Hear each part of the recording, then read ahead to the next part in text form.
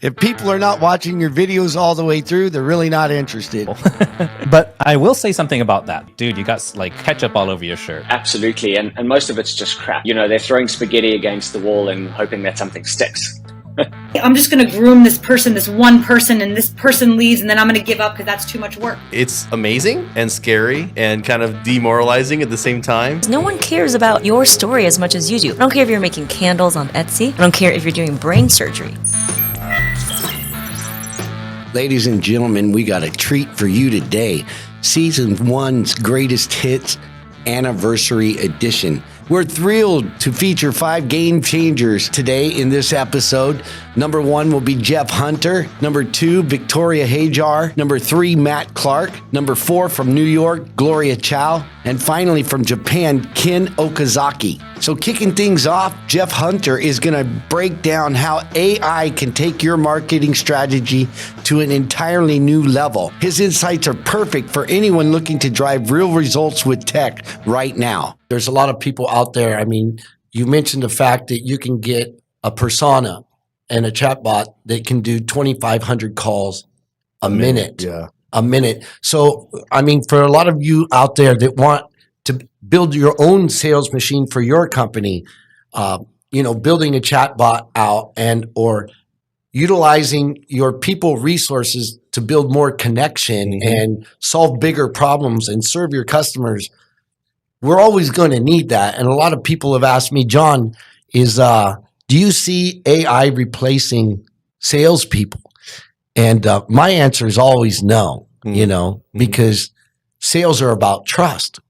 And currently, even the smartest people on the planet, when we talk about Elon Musk, when we talk about the people in the AI space right now that are really building it out and asking for regulation, even they don't trust AI. So if you don't trust, you're not going to buy. A confused mind doesn't buy, or someone who doesn't trust doesn't buy.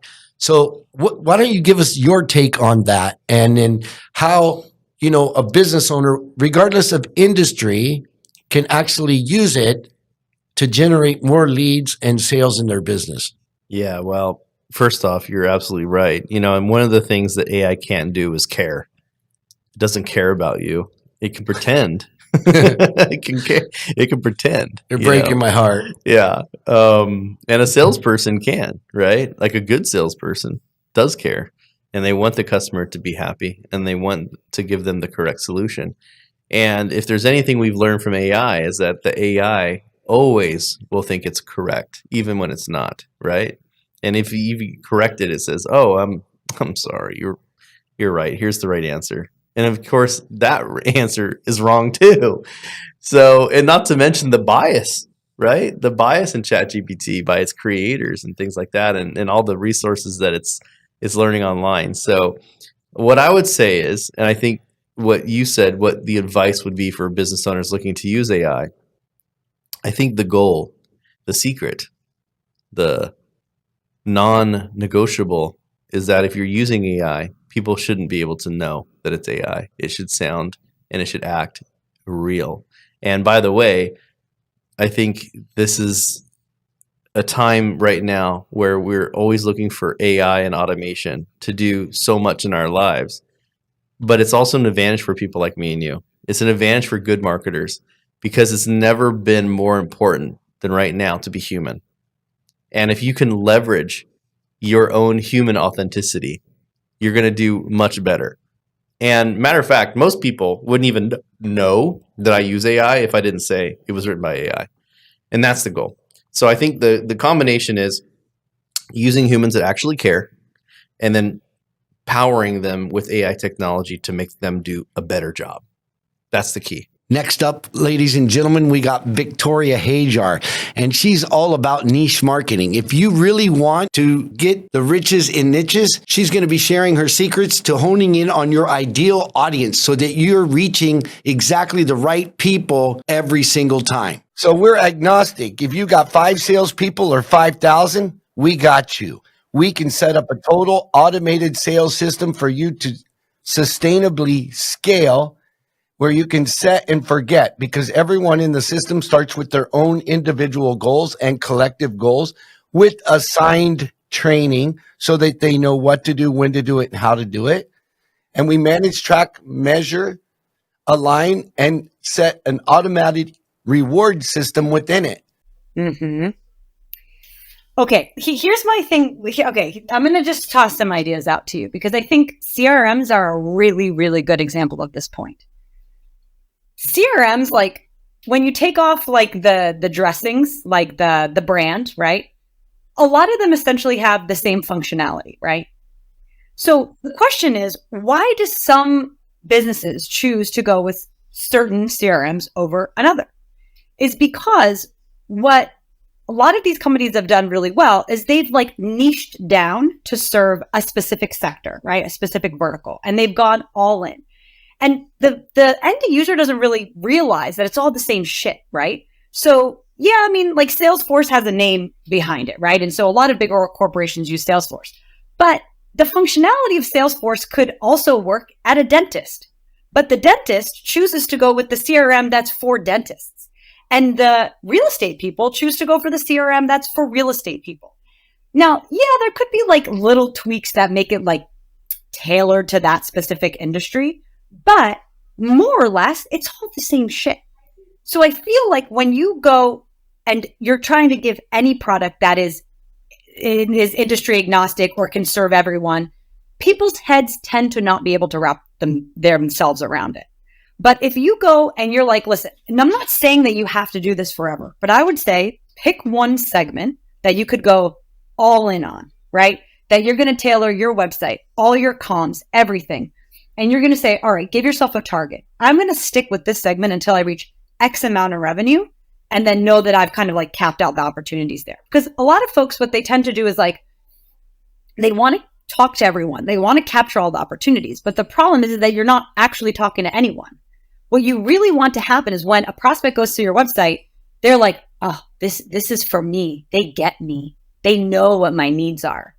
And that's where that narrowing down becomes really helpful because, again, there was actually like a study that was done that I had seen by one of these brand agencies that I follow. And basically what she had done and taken like 5 or 6 websites for CRMs and like took the logo away. And the idea here was that like they're so interchangeable, but what happens is that you're just like battling for market share because it's like you're marketing to all the same people. But when you decide to kind of narrow down and go deep, like let's go deep into, one segment and you're just speaking to them, you'll be able to get a strong hold with that one segment and you'll be able to more easily communicate all of these features. So let's say that you're like, I don't know, let's pick someone that has like a big sales force. Give me an example of your favorite kind of client. I'd say insurance companies. They got money. Insurance. There we go. You are the premier, right, system for insurance agencies and their agents. Why? You can put an angle on any of the features that your product has, tailored specifically to these people. And you can dig into their pain points because insurance agencies have very specific pain points that are going to be quite different than, mattress companies, for example, right? Yeah, they have retention problems. Really, exactly. You got to, especially it's like, okay, what do people think of insurance salesmen? There's so many creative things that you can do that will play to the insecurities of the individual agent, right? Because that individual agent is going to have different insecurities and things that hold them back from making the sales than someone that's selling Cutco knives, for example, right? It's a totally different psychological game. So once you start tailoring all your message and communication to solving that problem for that one group, and of course, like the total tangible market for insurance companies is gigantic. Like the opportunity is ginormous. You can make a shit ton of money just going into balls to the wall with this one vertical, right? Victoria, I'm falling in love with you. But I'm saying, like, this is the problem. That's what holds people back, is that there's this fear that, yes, like a lot of what we create, it's so funny because I just this morning, I was talking to someone that gave me the example of the Stanley Cup. Okay. The Stanley Cup, it's like everyone's got this freaking Stanley Cup. I don't know if it made it to Manila. You know what I'm talking about? The Stanley Cup? No. Okay, all right. Well, you've been saved from it. You just Google it when we get off. So it's just like a freaking container that holds your water and keeps it cold. Like every other thing that retains its chilliness or its warmth. Like it's not that special. And till about a couple of years ago, it was like only like mechanics and like construction workers had these kinds of cups. And they had like a sizable business, right? But they were just, they had kind of just like, listen, we've established our spot here. We've done all we can with this. And we're making, $80, $100 million and we're gotten a good business, right? But they've like quadrupled their revenue in the past like year because they said, you know what, now we're going to go balls to the wall on this segment and we're going to target housewives. And we're going to do it in cute colors. And let me tell you, everyone has a freaking Stanley Cup in all the different colors. There's even subsidiary, like ancillary businesses that have popped up to be like warmers for your straw on the freaking Stanley Cup. Everyone has it. And they're like $60. They're ridiculous. My brother years ago, I brought all my family to Asia, gave them vacations and stuff like that, just because I want to see them and I'm too busy. So I just, hey, come and see me. My brother's like, yeah, can you get me some Yeti cups? And I'm like, what's a Yeti cup? Because I've spent 30 years in Asia. I don't know what a Yeti cup is. And then he came out and he goes, a Yeti. And I'm like, no, I don't know a Yeti. And it's just a damn tumbler. I'm like, dude, man, it's just a tumbler. No, but it's a Yeti. I'm like, oh my. Next up, we got Matt Clark, who's going to be taking us through how on LinkedIn, what most people are doing wrong, the biggest mistakes marketers make on the platform. Trust me, you'll want to hear this if LinkedIn is part of your game plan. So what do you think is the biggest mistake people are making on LinkedIn? Companies specifically, not just individuals. I would say that the biggest mistake is, if we look at companies, is just putting stuff out there, content, and not actually solving the needs of their biggest clients. And, when you can take people down a journey or they're trying to solve too much of the problem, let's put it that way rather. They're trying to solve too much of the problem for their ideal clients instead of saying, all right, let's take you on a journey and solve a piece of a problem. Because if people can just become aware and move them up through the buying cycles, then it's going to make much more of an impact. Because everybody's trying to focus on the people who are solution aware. And that's like 1 to 3% of the marketplace, right? If you look at the 3 stages, you've got people who are solution aware, problem aware, and then unaware. Your biggest market is actually in that unaware market, which is about 70% of the marketplace.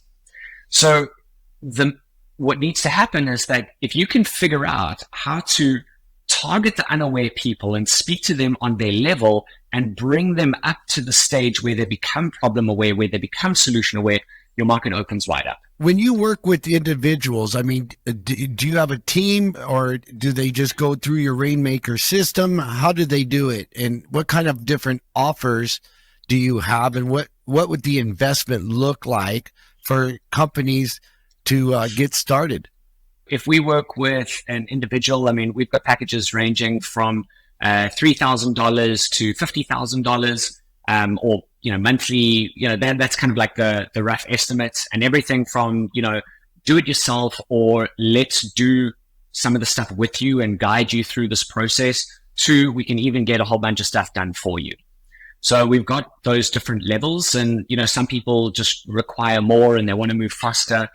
And especially if someone's got a team, then, we actually like to do an intensive with the team, with the owners first, map out the strategy, and then do an intensive with the team, get them up and running, get them going, and then provide a space to get feedback and help them move. I mean, we've even built, we're kind of going a little bit nuts here with the AI, but we've even built a process into it where people can practice and role play their messages and their outreach so that when it comes to a real person, they don't mess up. So there's a whole place to even practice before you get started. Practice and upskill. Next up, we got Gloria Chou. She's going to walk us through her CPR Pitching Framework, a refreshing approach to PR, public relations that can get you noticed and help you stand out with all the typical marketing jargon and without you even having to spend big money on public relations. How can small businesses leverage PR to compete with bigger brands?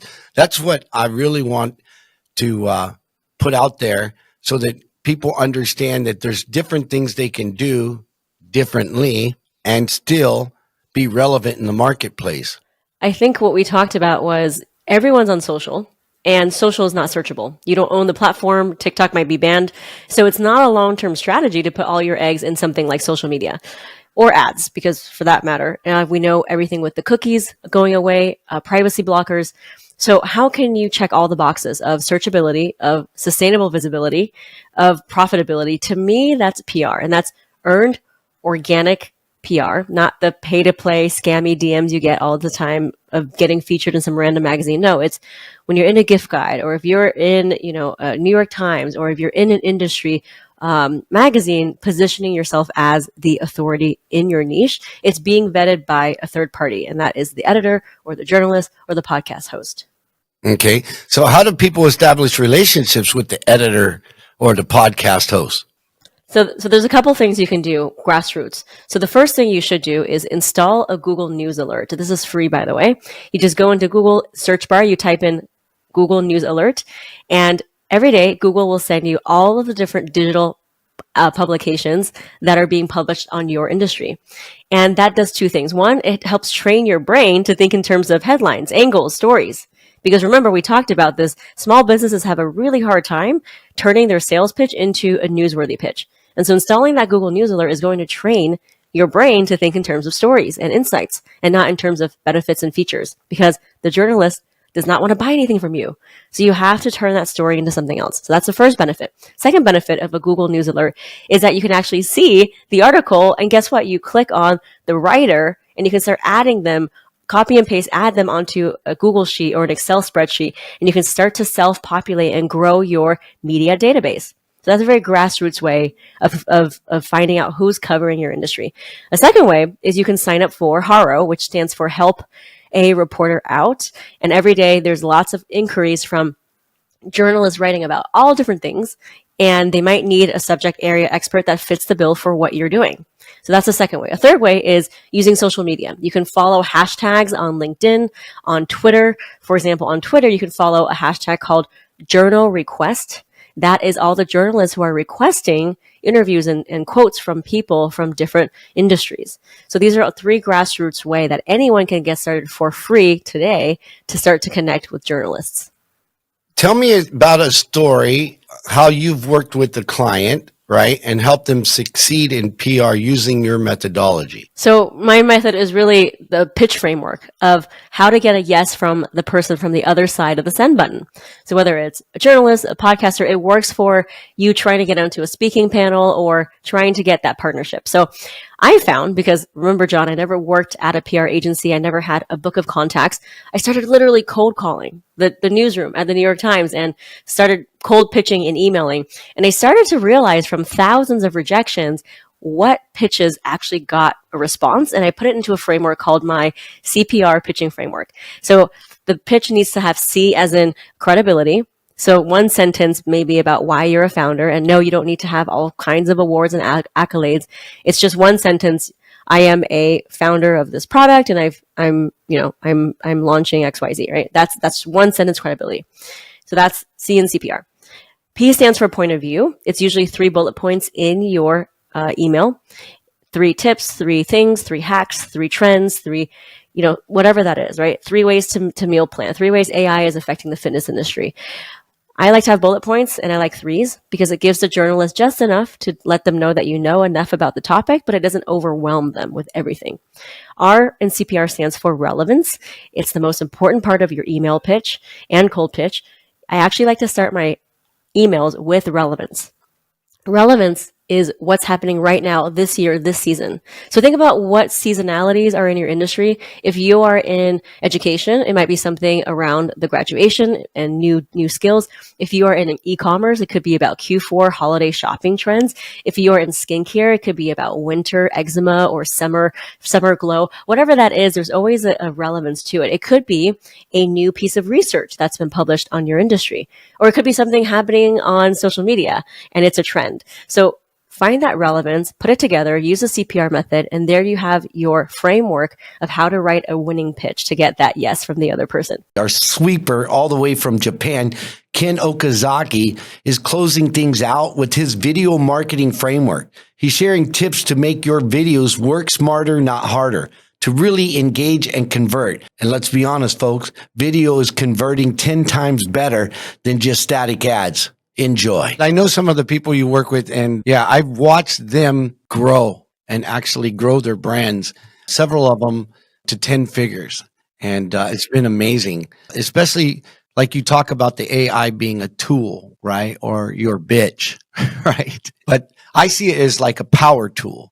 You know what I mean? It's so much more advanced where you can actually decrease the amount of time and leverage your knowledge by using AI to scale. And if you're in a room full of CEOs or C-suite executives right now, what would you say would be not just the Hilda framework? And I'll let you explain that a little bit more. I want to go deeper because it really helped me understand how to stay on point, how to stay focused and drive people to the value proposition that we offer. So if you're in a room full of them, what would you say was step number 1, step number 2, step number 3, step number 4, and step number 5 to be unlike the competitions? Because like I said earlier, there's a lot of noise. There's a lot of content out there.